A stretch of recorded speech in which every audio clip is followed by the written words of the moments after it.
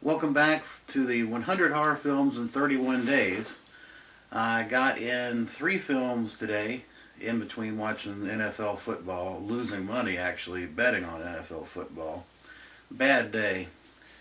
Um, yeah, so I still got in 3 films. First up, I watched on a streaming service, Plus One, which is a 2013 film starring this young Australian actor, Riz Wakefield.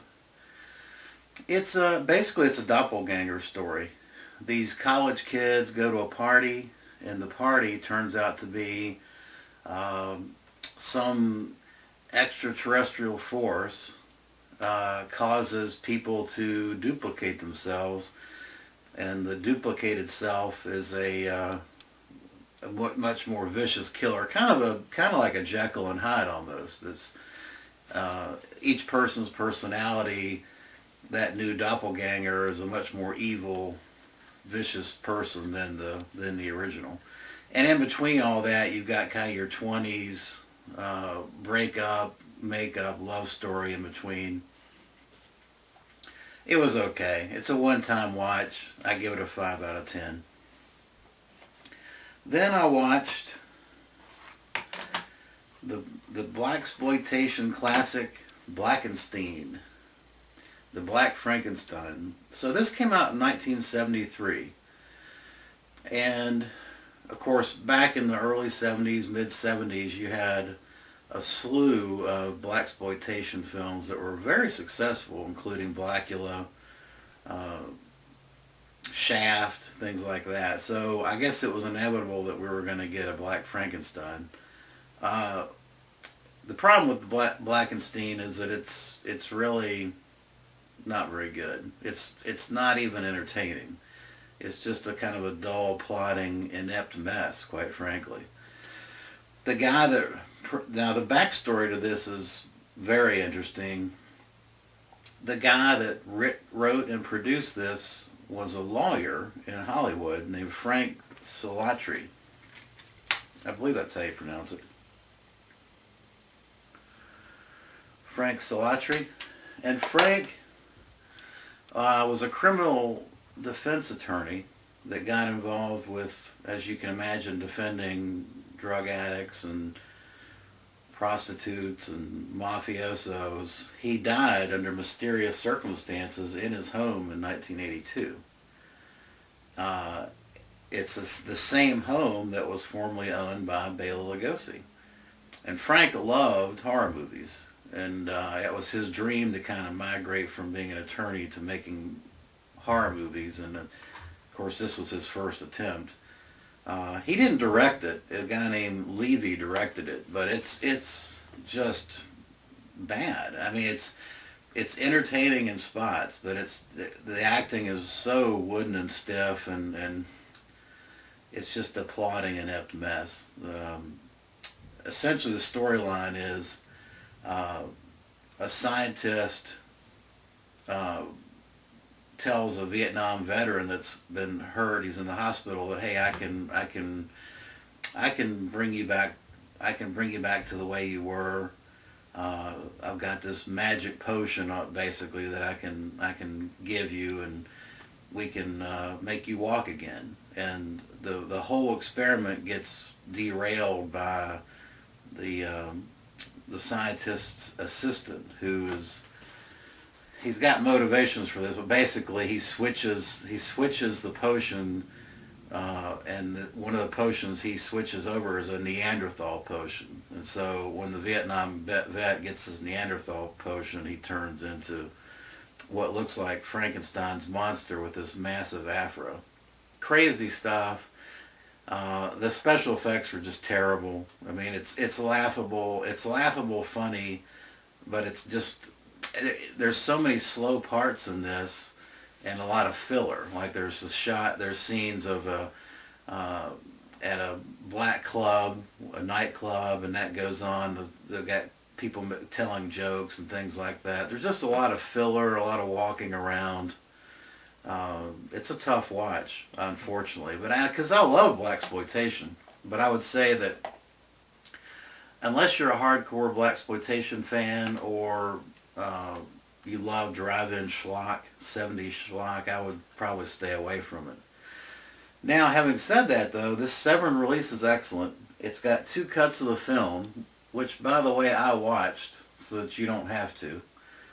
There's the VHS version, which is a 87-minute cut, and then the theatrical cut, which is better, is only about 75 minutes.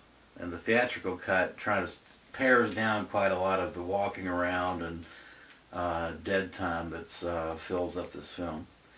Also included in this is an interview behind the scenes with the writer-producer of Frank Silvestri's sister, who goes into a little bit of detail about the mysterious circumstances with which he was killed.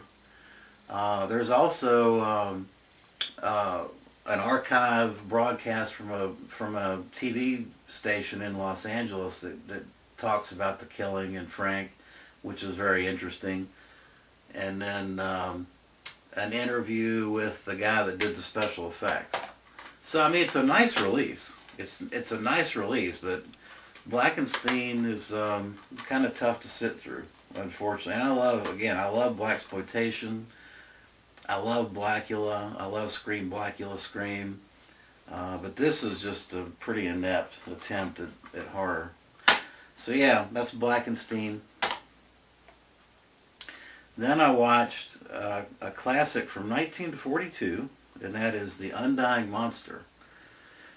Now this is a Kino Lorber release, and this film is very short. It only runs 63 minutes.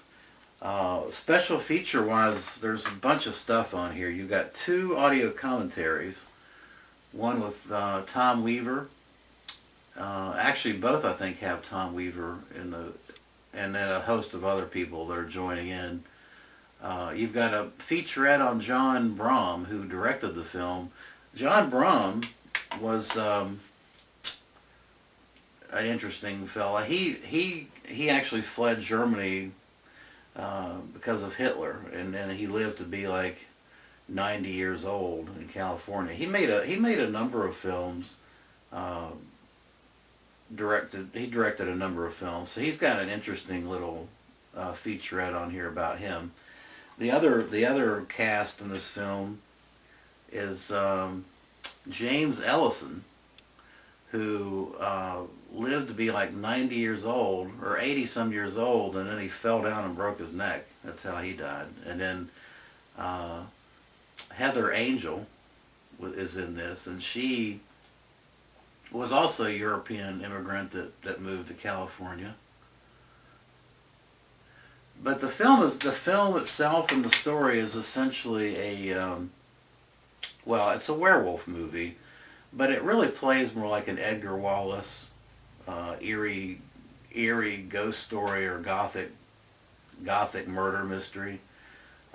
Think of Hound of the Baskervilles without Sherlock Holmes, and I think you've kind of got the storyline. It's much more akin to a Hound of the Baskervilles scenario, just without Sherlock Holmes. The monster doesn't appear till the very end. It's much more of a whodunit type murder mystery.